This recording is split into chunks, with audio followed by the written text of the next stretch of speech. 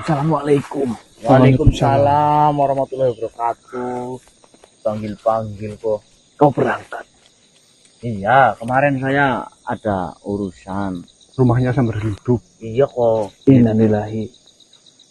Tapi tidak ada apa-apa kan? Ya alhamdulillah sih nggak ada korban. Cuman saja penerangannya itu mati. Tidak apa-apa. Nanti akan digantikan yang lebih baik. Amin, amin, amin, amin. Ya. Ada apa? Saya sedang melakukan penelitian lebih lanjut tentang tubuh dari Ponidin. Dia tidak kunjung sadar. Seperti ini, Tuan Wakil. Wah, gitu ya. Ada sesuatu hal yang perlu kita coba untuk menyembuhkan tabib Ponidin. Betul. Apa itu? Jadi seperti ini. Setelah saya bercerita panjang lebar dengan pihak dari Asupanting, Ya. sesuatu yang sedang kita kerjakan, ternyata pihak dari Asupanting sendiri memiliki satu cara untuk melakukan penyembuhan terhadap sahabat kita tabib Ponidin. Sebenarnya kan ada dua cara. Yang pertama menggunakan darah, dan yang kedua cara yang ingin kita gunakan ini. Namun yang menggunakan darah itu tidak bisa karena itu adalah sesuatu hal yang membahayakan. Ya. Lalu apa yang bisa kita lakukan kepada Ponidin? Nah, pihak dari Asupanting itu memberikan gulungan mantra yang bisa digunakan untuk menyembuhkan tabib Ponidin. Silahkan dilihat terlebih dahulu.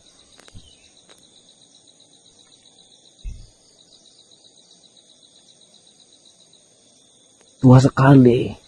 Ya, benar. Ini bukan hanya kertas yang digunakan, juga sudah sangat tua. Dan bahasa, ini adalah sebuah bahasa. Memang pengucapan mantra. Namun, bahkan saya pun tidak mengetahui bahwasanya ada bahasa semacam ini. Berarti bisa dipastikan ini adalah mantra yang sudah lama ada. Ya, bisa dikatakan ini adalah gulungan mantra yang diwariskan turun-temurun. Ya. Lalu, dengan cara seperti apa saya menggunakan ini? Jadi seperti ini konsepnya. Diibaratkan dari apa yang diceritakan oleh pihak dari Asupanting, Ya. ini itu digunakan sebagai nyawa kedua. Nyawa Cadangan. Benar sekali. Kertas ini bisa digunakan ketika dalam kondisi yang begitu parahnya, terkena sebuah luka, penyakit, ataupun hal semacamnya. Jika ingin menggunakan kertas ini, itu bisa menyembuhkan semuanya dan memulihkan secara total kembali seperti sedia kala. Oh, berarti rombongan dari asu-asu itu, Asupanting, itu memiliki banyak kertas semacam ini. Ya kita tidak tahu. Dari apa yang diceritakan tadi oleh Mbak Ananya sendiri, saya pikir ini hanya satu-satunya. Nah, Saya pikir, tapi tidak tahu apakah mungkin di setiap leluhur memiliki satu. Kan kita juga tidak tahu. Caranya bagaimana? Akan saya lakukan. Caranya begitu mudah dan begitu hanya menempelkan kertas ini ke bagian tubuh yang sebagai pusat dari, mungkin karena itu adalah virus, pusat dari berkumpulnya virus-virus yang ada di dalam tubuh tabib Ponidin. Ya, benar. Ada. Setelah penelitian lebih lanjut, saya menemukan bahwasanya ada semacam titik kumpul dari virus itu di anggota badan tubuh Ponidin. Lebih tepatnya di sini. Bagian ginjal kan? Ya, hati, sebelah sini. hati lagi. Dekat dengan ginjal memang. Sini. Saya memperhatikan gerak-gerik dari virus itu selalu menuju ke titik itu sebelum dia menyebar kembali. Selalu seperti itu. Jadi ada suatu hal yang menarik di tubuh Ponidin di bagian ini, sehingga membuat virus-virus itu berputar Kembali lagi. sebelum menyebar ke seluruh tubuh Ponitin. Ya, ini kita bisa gunakan untuk melakukan penyembuhan terhadap Hyponitin. Ya, Saya sih tidak bisa janji bahwasanya ini bisa menyembuhkannya. ya, Kita hanya bisa berharap dan berdoa semoga ini memang mampu menyembuhkan Hyponitin. Betul. baiklah. Cuma ini, jangan lupa ambil beberapa parasit ataupun virus yang ada di dalam tubuh Hyponitin, tetap melakukan sebuah penelitian agar kita bisa menemukan sebuah obat ataupun apa nantinya jika terjadi sesuatu hal yang sama. Tenang saja. Beberapa parasit ataupun beberapa virus yang ada di tubuh Ponitin sudah saya amankan, dan juga beberapa tabib dari seluruh dunia itu memang sudah mengambilnya beberapa mil. Untuk disaksikan seluruh tabib dunia. Ya, kebetulan sekali di hari ini mereka semua akan berkumpul untuk melihat kondisi Ponitin. Saya akan mencoba ini. Kalau memang ini berhasil, ini akan menjadi berita yang sangat menggemparkan di seluruh tabib dunia. Biar Nusantara ini dikenal oleh mancanegara. Ya, memang sudah waktunya. Assalamualaikum. Waalaikumsalam warahmatullahi wabarakatuh. Ya Allah, semoga Hyponitin diberi kesembuhan dan dikelancarkan. Amin. Yuk, lanjut dulu yuk. Selamat pagi manusia. Oh, Lin Modro. Selamat pagi. Assalamualaikum warahmatullahi wabarakatuh. Bang, Salam. bagaimana Lin Modro? Apakah ada sesuatu hal yang penting tiba-tiba datang? Anak buah Mbak Ratno. Ya, saya datang kemari. Memang ada suatu hal yang ingin saya katakan kepada kalian. Seperti ini manusia. Setelah kematian dari tuan saya ataupun Baratno, sejauh ini saya merasa saya tidak bisa untuk bisa bertahan hidup lebih lama lagi. Sudah terlalu lama saya bersama Baratno hidup berdampingan, bahkan bisa dikatakan untuk makan saja bisa diibaratkan kita makan dalam satu tempat yang sama. Banyak kenangan yang terjadi, banyak peristiwa yang terjadi antara saya dan juga Baratno. Itu sangat sulit untuk saya lupakan. Saya mencoba untuk tidak memikirkan hal itu. Namun seberapa keras saya mencoba melupakan itu, malah semakin tergambar jelas di pikiran dan di hati saya. Kenang-kenangan dulu yang pernah terjadi seolah-olah datang menghampiri saya dan menampakkan gambaran itu.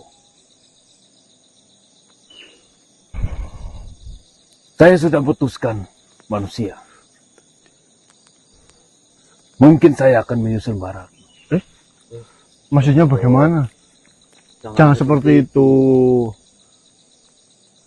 Kalian jangan menghalangi saya. Ini sudah keputusan saya. Kita sama-sama tahu bagaimana seorang pendekar ketika sudah membuat keputusan. Tidak bisa diganggu. Ya memang benar.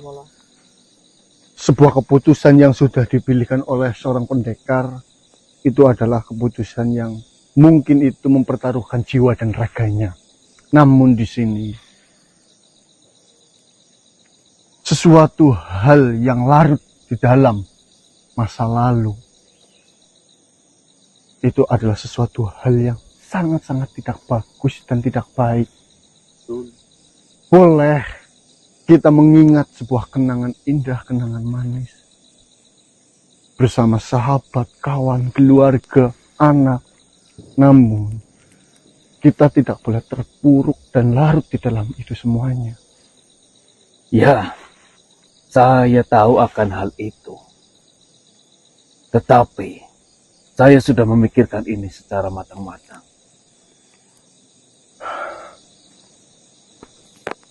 Tetapi juga, saya tidak mau ketika saya menyusul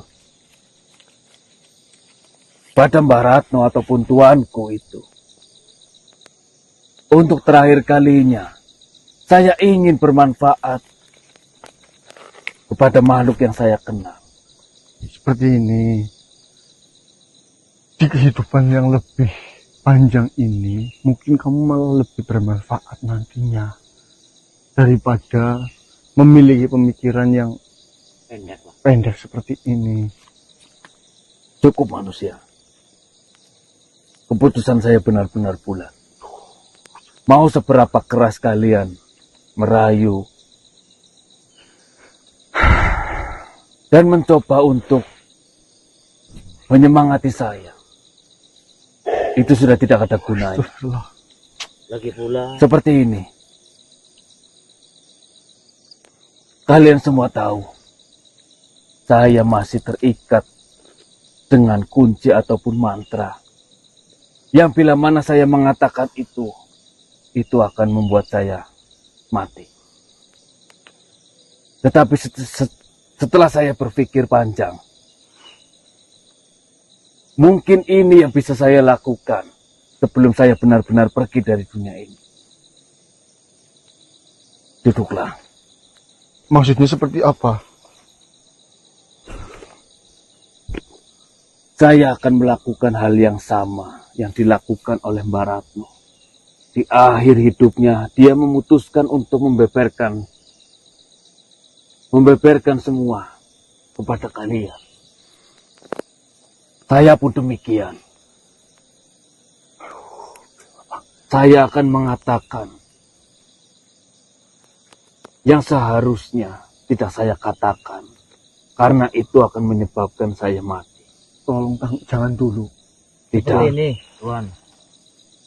Jenengan mengambil keputusan seperti ini kan itu karena jenengan itu benar-benar merasa kehilangan. Kan jenengan tahu kalau Mbah Ratno di sana nggak pernah tahu kan. Justru malah benar perkataan si temanku ini, adanya jenengan mempertahankan hidup, siapa tahu kedepannya jenengan akan menjadi yang lebih bermanfaat dan membuat bangga si tuan jenengan Mbah Ratno. Saya tidak tahu apakah Mbah Ratno di sana akan suka, akan senang dengan keputusan saya ini. Tapi saya berkeyakinan ketika saya mengikuti jejak dari Mbah Ratno, itu bisa menjadi bakti saya selama ini terhadap Mbah Ratno. Bakti terakhir yang bisa saya lakukan seperti ini. Saya akan menceritakan tentang Binti Rafdila. Ini mungkin akan menjadi bekalmu untuk bisa menghentikan ini semua. Seperti ini. Tolong jangan terlebih dahulu.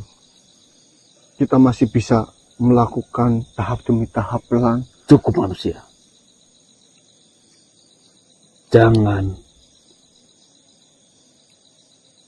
membuat keputusan saya yang sudah bulat menjadi goyah. Seperti ini, saya akan memulainya. Tuan, alangkah baiknya kita berdiskusi terlebih dahulu untuk menyelesaikan masalah ini. Binti Rafdila,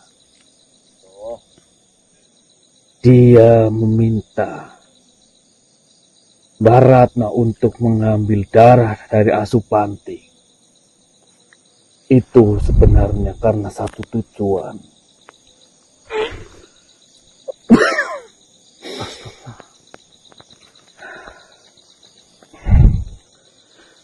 Binti Rafdila sudah tahu bahwasannya Asupanting itu dari keturunan Banujan. Keturunan dari kaum yang sangat kuat di zaman dahulu. Dia percaya ketika Binti Abdillah itu memanfaatkan bagian dari tubuh dari Asupanting, dia akan mendapatkan sebuah kekuatan. Dia akan mendapatkan sebuah kekuasaan. Dari dulu ambisinya hanya satu, manusia. Jangan dipaksakan Tuhan. Dia mengharapkan kekuasaan atas dunia ini.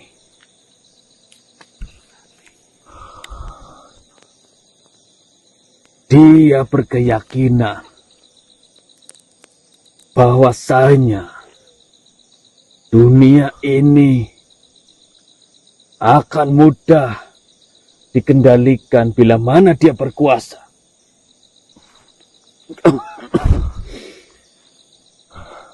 Dan tentang kerajaan Banteng Malang yang dimana sekarang dia tinggal, Binti Abdillah hanya memanfaatkan kerajaan Banteng Malang untuk melindunginya. Dia hanya memanfaatkan kerajaan Banteng Malang sebagai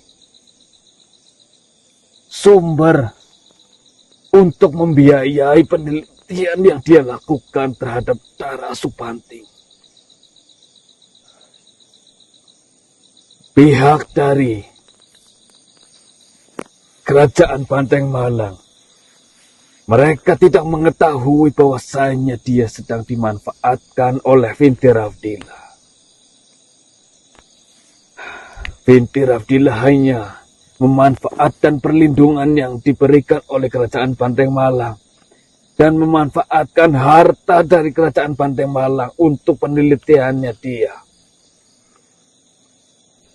Nantinya, ketika penelitian itu benar-benar berhasil dilakukan oleh Binti Abdillah,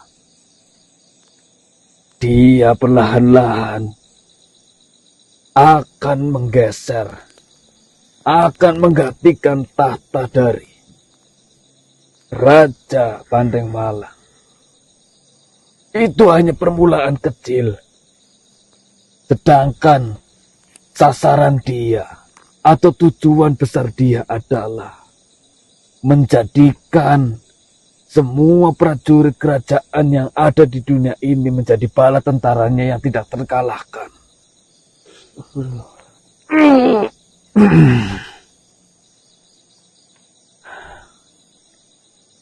Bagaimanapun juga, kalian para manusia yang sedang berurusan dengan masalah ini, kalian harus menghentikan yang dilakukan oleh Binti Abdillah.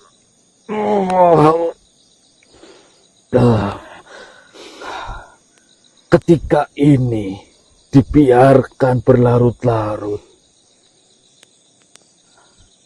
saya bisa memastikan bukan hanya umat manusia saja yang akan punah, tetapi keberlangsungan hidup makhluk lain akan terancam.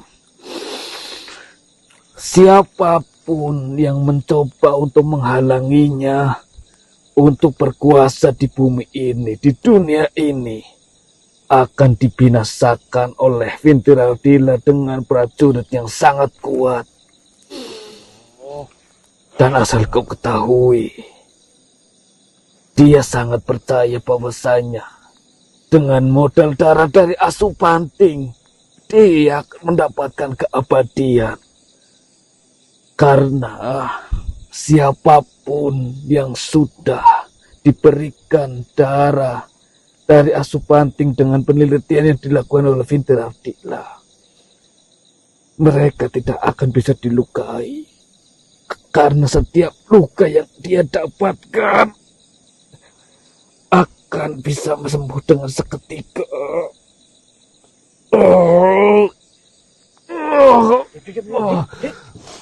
Dik, adik.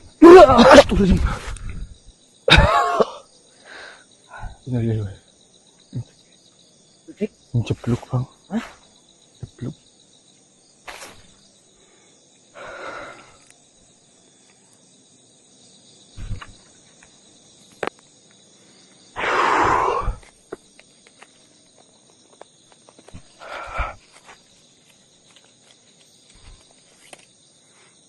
Naliway na rin yung niya. Gemblung sumpah nekat. Masalah. Nekat. Ada yang mati. Anak gue mbak apa? Ratno. Apa sih namanya kan? Nirmodro. Nirmodro.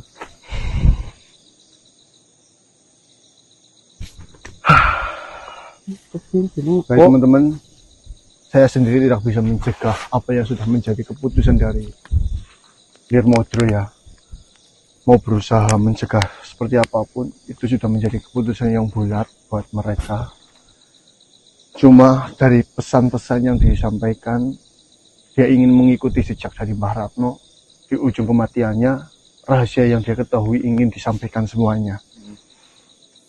Dan dari apa yang tadi diucapkan oleh Nirmodro, di situ kita bisa simpulkan bahwasanya dalang dibalik semua ini bukanlah kerajaan Bandeng Malang, namun si Vinti Rafdila. Loh, Vinti Rafdila di kerajaan Bandeng Malang kok? Ya, memang Vinti Rafdila berada di dalam kerajaan Bandeng Malang. Di situ dibayar ataupun menjadi anggota. Iya. Tapi dia hanya memanfaatkan keadaan itu saja. Betul. Memanfaatkan uangnya, memanfaatkan perlindungan awalnya sebelum penelitiannya jadi. Namun setelah nanti penelitiannya berhasil, Jangan menguasai. tujuan utamanya adalah menguasai dunia dengan pasukan yang dikendalikan oleh dirinya. Yang disuntikan darah Supanding itu. Ya sekali. Iya sih. Mengendalikan dunia dengan pasukan yang dikendalikan oleh dirinya. Astagfirullah. Berarti kerajaan Bandeng Malang tidak tahu apa-apa sebenarnya. Yora. Dia hanya diiming-imingi sebuah pertahanan yang kuat, benteng yang kokoh dengan kekuatan yang berkali-kali lipat. Padahal kekuatan benteng itu hanya digunakan untuk Vinti Rafdila sendiri. Dimanfaatkan uangnya, dimanfaatkan tempatnya, dimanfaatkan teknologinya yang jelas. Iya ya.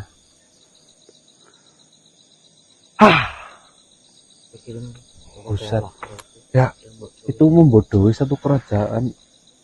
buat sedulur semuanya, kita bareng-bareng mendoakan Nirmodro dan Mbah Ratno ya. Al-Fatihah.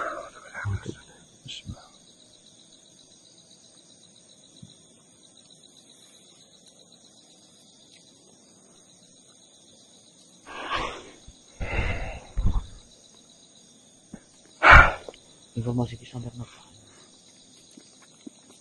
Berarti kan tujuan kita yang paling utama adalah bagaimana cara kita mengingatkan kepada raja dari Bandeng Malang. Untuk Dan dari informasi yang kita dapat dari Pak Lurah, raja kan juga bijaksana, Dos. Iya, Kemarin dia bertanggung jawab atas semua kerusakan-kerusakan. Oh iya. Dia mengiyakan atas kesalahannya, meminta maaf, bahkan mengganti rugi pada korban. Berarti kan rajanya juga termasuk bijaksana. Iya benar. Itu bisa jadi termasuk akal-akalannya si Vinti Rafdila. Mengiming-imingi kalian. Ya, itu bisa juga kemungkinan. Cuma kan kita dengan apa yang disampaikan Pak Lurah kemarin, kita melihat bahwa rajanya itu bijaksana, memiliki pengayoman kepada rakyat, maksudnya loh. Iya. Intinya bagaimana caranya kita mengingatkan si raja itu supaya menghentikan perlindungan dan penelitian yang dilakukan sebelum semakin besar. Ayo, kita coba. Yuk, datangi Pak Lurah, Bayu. Iya. Curang ya? Gun. Assalamualaikum warahmatullahi wabarakatuh. Waalaikumsalam. Alhamdulillahirobbilalamin. Alhamdulillah Tuan Tabib. Bos! Sahabatku! Alhamdulillah. Alhamdulillah Tuan Tabib. Allah. Alhamdulillah. Sudah sembuh Tuan Tabib. Seperti yang kalian lihat, Alhamdulillah. saya mendapatkan keajaiban langsung kebesaran dari Allah Subhanahu wa Ta'ala. Ya. Alhamdulillah. Alhamdulillah. Allah disyukuri. Lega Tuan Tabib. Melihat Tuan Tabib bisa berdiri di hadapan kami sangat senang. Bagaimana kabar kalian? Ya, kami alhamdulillah baik. Ya. Luar biasa seperti biasa Tuan Baik Tabib. Tuan Tabib.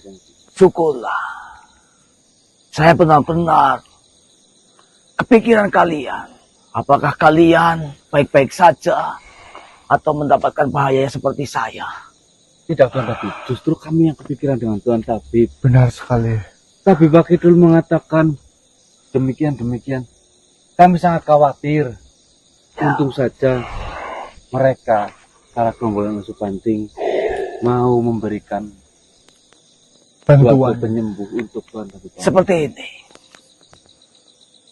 Saya memang benar-benar melihat Tabib Wakidul berbicara, bercerita, ketemu dengan kalian dan membawakan sepotong kertas. Dan yang saya lihat kertas itu ada seperti tulisan mantra kuno. Ya, Iya, benar sekali. memang betul. Saya melihat dengan jelas, tapi saya tidak bisa menggerakkan tubuh saya. Dan Tabib Wakidul meminta izin kepada saya, meminta maaf akan menempelkan kertas itu. Setelah kertas itu ditempelkan, tepat di sebelah pusat sebelah kanan, seketika badan saya merasa lebih enak. Terasa sekali semuanya bergerak turun Dan menuju ke kertas itu. Dan saya bisa perlahan menggerakkan jari saya, Berarti kaki saya. semua kejadian yang ada di sekitar Tabib Pondidin mengetahuinya. Saya mengetahui dan saya merasakan. Kalian tahu yang saya rasakan apa? Kulit saya benar-benar panas. Seluruh badan saya merasa perih.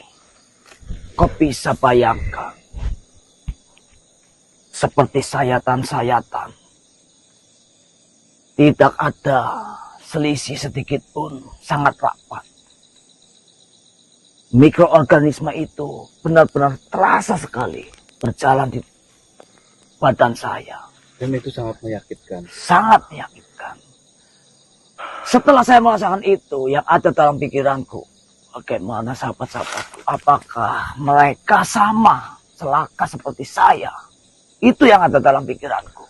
Ya, alhamdulillah kita semuanya tidak berhadapan langsung dengan hewan-hewan yang bangkit dari kematian yang menyerang Tuan Tabib Pondidin itu. Ya, seperti ini.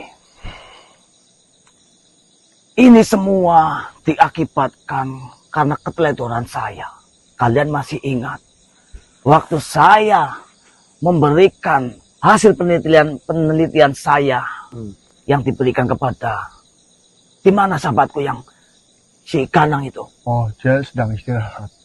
Apakah baik-baik saja? Ya, kondisinya kurang fit bugar, saja. kurang bugar saja.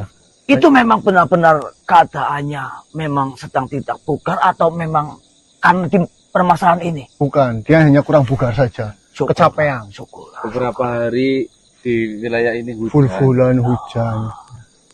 Nah itu imunnya berarti. Betul. Iya benar Tuan Tabib. Kita kembali ke pembahasan. Ya, Ya, Kalian ya. masih ingat waktu saya memberikan tabung hasil dari penelitian saya?